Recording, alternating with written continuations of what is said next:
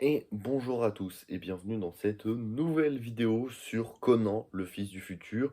On en est à l'épisode 6 déjà, ça va vite, hein. On continue et donc on va arriver à presque à la mi-animée vu qu'il y a 26 épisodes. Là on va faire les 11 et 12 donc on est presque à la moitié. L'épisode médian sera évidemment dans 2 semaines. On va commencer donc par l'épisode 11 qui s'appelle donc La Fuite et qui sort le 20 juin 1978. Toujours au Japon, bien évidemment.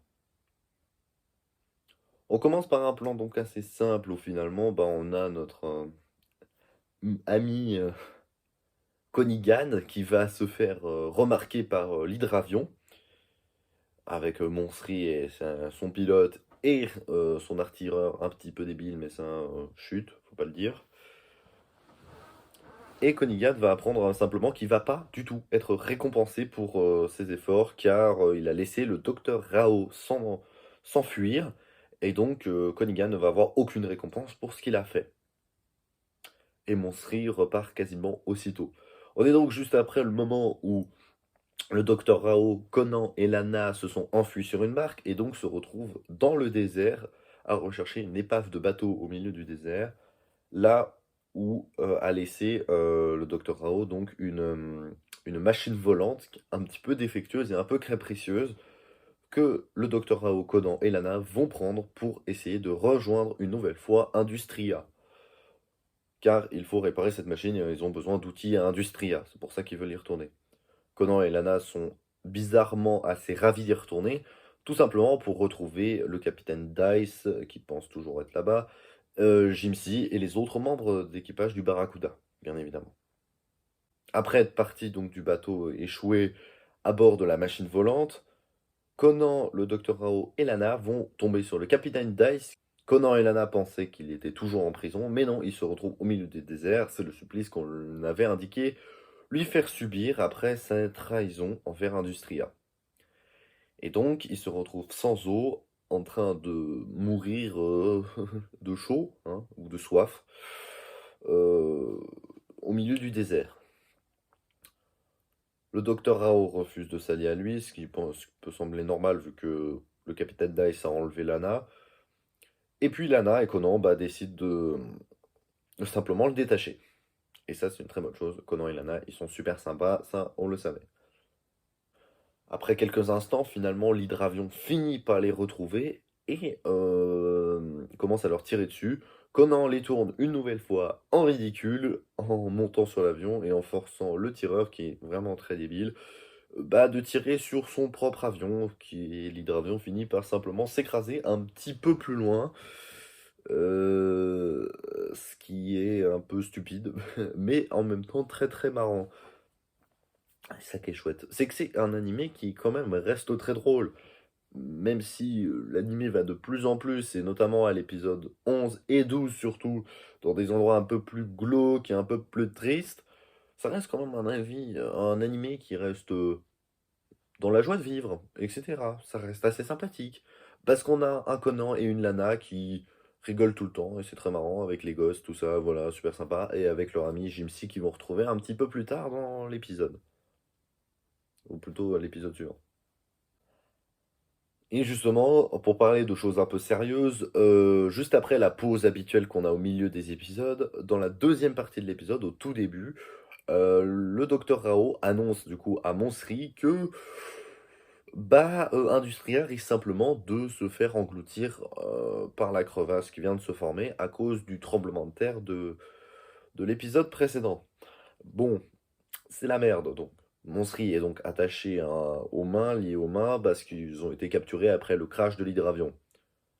Et Monsri va réussir à se libérer assez facilement, juste après que le capitaine Dice, Conan, Lana et le docteur Rao s'enfuient et poursuivent en fait simplement leur route vers Industria. Donc on sait du coup qu'il y a une menace que Industria finisse tout simplement par disparaître. Après s'être séparés en deux groupes, parce que après donc ils finissent par arriver à Industria, le docteur Rao et Lana décident d'aller à la tour pour récupérer des pièces, pour réparer la machine volante. De leur côté, le capitaine Dice et Conan décident d'aller sauver l'équipage qui est toujours dans la prison. Conan et Dice vont simplement faire diversion pour empêcher Alana et au Dr Raoult de tomber sur des ennemis. Sauf que le problème, c'est que le capitaine Dice est un peu trop bavard et s'est fait un petit peu avoir en révélant tout simplement à un monstre que le Dr Raoult et Lana comptaient, enfin le Dr Raoult seulement, comptaient se rendre à la tour pour récupérer des pièces et réparer la machine. Ce qui provoque donc bah, Monsri est pas débile, elle va prévenir Lepka qui va déplacer les hommes jusqu'à la tour pour intercepter le Dr Raoult qui reste la mission principale de Lepka, Monsri et tout le bordel. Donc c'est là que tu dis, bon bah Dice, c'était pas super malin d'avoir dit ça, mais bon, ouais, qu'est-ce que tu veux, c'est dommage. Et donc finalement, bah, Lepka ordonne à un de ses hommes qui est juste là de fermer toutes les portes derrière Lana et le Dr Raoult pour se retrouver bah, simplement bloqués. Peut-être qu'ils vont être piégés, mais l'épisode 11 s'arrête à ce moment-là dans une idée de peut-être qu'ils sont piégés ou pas, on ne sait pas. On met un peu de suspense là-dessus, on s'arrête sur l'épisode 11, rendez-vous la semaine prochaine pour la suite de l'aventure. Un peu ça quoi. Évidemment, il faut s'imaginer que faut se remettre dans le contexte de il y a un épisode qui sort toutes les semaines. Euh, Bien sûr que si ça sortait dans la foulée, ils se seraient pas embêtés à couper là. Ce qui est très intéressant, parce que ensuite l'épisode 12, j'en reviens tout de suite, va repartir sur cette base-là du docteur Rao et Lana qui sont piégés. C'est le regard que Lana porte un peu sur les alentours. Lana, en fait, sait qu'il se passe quelque chose. Elle le sent. Je sais pas, mais elle a un pouvoir bizarre, hein. C'est un peu les personnages féminins de Hayao Miyazaki. Souvent, elles sont capables de communiquer avec des choses un peu qui nous dépassent. Mais là, on a l'impression qu'elle entend tout, en fait. Elle entend les portes se fermer derrière elle, mais de manière vraiment subtile, alors que le docteur Rao a pas l'air de s'en rendre compte. Sauf au tout début de l'épisode 12, où là, il s'en rend un peu compte. Donc on va parler du coup maintenant de l'épisode 12, le blocage du noyau, qui sort donc une semaine après, le 27 juin 1978, bien évidemment, 12 toujours. Finalement, après avoir été bloqués, donc Lana et le docteur Rao sont obligés, ou finalement peut-être qu'ils le voulaient, je pense qu'ils le voulaient, le docteur Rao, descendre finalement dans la ville morte. La ville morte, on ne sait pas ce que c'est, on n'en a pas parlé depuis le début de l'animé, et donc on va découvrir ce que c'est tout de suite. Ils descendent dans la ville morte. Alors après que, évidemment, Conan ait désespérément essayé de rejoindre Lana et le docteur Rao, après avoir vu tous les soldats se diriger vers la position de Lana et le docteur Rao, et bah Dice va l'assommer et va sauter sur le Barracuda pour s'enfuir. De son côté, Jimsy va faire le contraire et va rejoindre Conan pour l'aider dans sa quête, un peu. Ce qui va se passer, c'est que Conan va libérer des prisonniers sont en fait des espèces d'opposants politiques de l'EPCA et du coup ces gens-là vont essayer de l'aider à retrouver du coup ceux qui cherchent donc Lana et le docteur Rao. Avec l'aide aussi de Jimsy qui vient les rejoindre, bien évidemment, parce que Jimsy ne lâche pas son pote, pas encore une fois. Et donc tout de suite, on va parler d'une chose très intéressante. La ville morte. Alors, la ville morte, on voit bien le décor. C'est une ville qui est complètement dévastée avec des arbres morts partout et des cimetières. Bon, on sait qu'il s'est passé quelque chose. Ce qui est très particulier, c'est que il y a des gens qui se sont donc enfouis sous la surface et qui, pour une raison ou pour une autre, on ne le sait pas, ils sont tous morts. Environ 50 000 personnes sont descendues dans cette ville morte pour échapper à la guerre, à la Troisième Guerre mondiale, mais tout le monde est dead, sauf environ 1000 personnes qui ont décidé de remonter pour fonder en fait Industria. Et aujourd'hui, 1000 personnes vivent à Industria. Alors c'est un peu glauque de parler de ça, mais la question qui est super intéressante, c'est de se dire, mais qu'est-ce qui s'est passé dans cette ville? Comment ça se fait que 50 000 personnes qui se soient planquées pour éviter les bombes, et ça avait l'air de fonctionner, ils avaient mis des lumières artificielles, des rivières artificielles, des forêts artificielles, pour que ça fonctionne bien. Tout le monde est mort. Qu'est-ce qui s'est passé? Pour l'instant, dans l'épisode 12, on n'a pas d'élément de réponse. Peut-être que dans la suite de l'animé, il y aura une réponse à cette question, mais pour le moment, on peut pas du tout en être sûr. Et donc on est donc dans cette ville morte. Le docteur Rao finit par retrouver la pièce qui manquait, enfin la pièce qui est défectueuse pour la remplacer dans des carcasses d'avions qui sont posées partout. Mais très vite, ils vont être repérés par les hommes qui ont été envoyés par l'EPCA. D'ailleurs, ces hommes qui ont été envoyés à l'EPCA ont été envoyés par l'EPCA lui-même, évidemment, heu, sans l'autorisation du comité. Alors, le comité, il a un rôle qui bascule un petit peu dans cet épisode 12. Alors, il tente en fait de reprendre d'autorité Lepka, mais ça marche pas trop parce qu'ils ont pas trop d'autorité, mais ça c'est un autre problème. Et ce qui est intéressant, c'est qu'ils avaient l'air de vieux débiles qui ne savent pas trop quoi faire pendant longtemps, mais finalement on se rend compte que c'est des hommes qui sont très sages et qui sont plutôt pour éviter la violence inutile, ce qui est plutôt positif. Mais c'est ça qui est super intéressant avec ce que fait Miyazaki, c'est qu'il montre comme des vieux débris qui pensent pas très très vite et qui énervent Lepka de manière, je pense, assez justifiée pendant assez longtemps.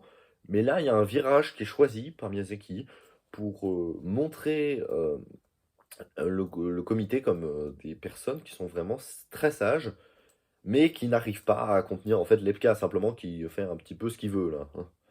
Pas d'autorité, c'est dommage. C'est presque un coup d'État hein, qu'on est en train de subir. On verra à quoi ça tourne dans les épisodes suivants, mais pour l'instant, ça se profile. Et finalement, donc, les soldats vont réussir à capturer le Docteur Rao. Mais pas pour très longtemps, parce que Jimsi, Lana et Conan, Jimsi et Conan ont fini par retrouver Lana et assommer deux gardes qui poursuivaient Lana. Les trois montent dans le vaisseau. On suppose qu'ils le réparent parce que on voit pas cette séquence. Et puis vont sauver le Docteur Rao dans une séquence assez marrante où Jimsy finit par couper la corde qui tient le Docteur Rao et ils tombent tous les trois, les uns sur les autres, sur la machine volante. Il finit par s'enfuir, passer par le fameux passage 37 ouest qui a été dévoilé par les prisonniers, et finissent par trouver un passage secret qui a été ouvert du coup par ce personnage. Un personnage qui n'avait donc pas de nom jusqu'à là et qu'on apprend du coup qui s'appelle Igor, et le docteur Rao a l'air de le connaître bien, et du coup, ça nous laisse à présager que peut-être que ce personnage d'Igor va être de nouveau impliqué dans l'aventure de nos personnages par la suite. Parce que il a un nom, et donc les personnages qu'on énonce sont souvent assez importants. Donc peut-être qu'on va en entendre parler d'ici la fin de l'animé, c'est très très très probable. En tout cas, grâce à Igor et à tous ses autres complices, Lana, Conan, Gypsy et le docteur Rao arrivent à s'enfuir et donc redécouvrent le ciel bleu et partent au-dessus de la tour et finissent du coup par rejoindre le capitaine Dice, qui est toujours sur son Barracuda. Capitaine Dice qui est super comme personnage, parce qu'en même temps il est très très lâche, il pense un peu qu'à sa gueule, mais il est super attachant et il peut faire des choses, des dingueries de temps en temps. Personnage un peu ambigu, et c'est ça qui est chouette, les personnages ambigus, on aime ça. Et finalement, bah, avec le Barracuda plus la machine volante, tous ensemble vont partir direction l'île natale de Lana, qu'on ne sait pas où elle est exactement, ni son nom. Et donc on va suivre ça pour les aventures, mais ça ce sera pour l'épisode 13 où ils vont arriver justement.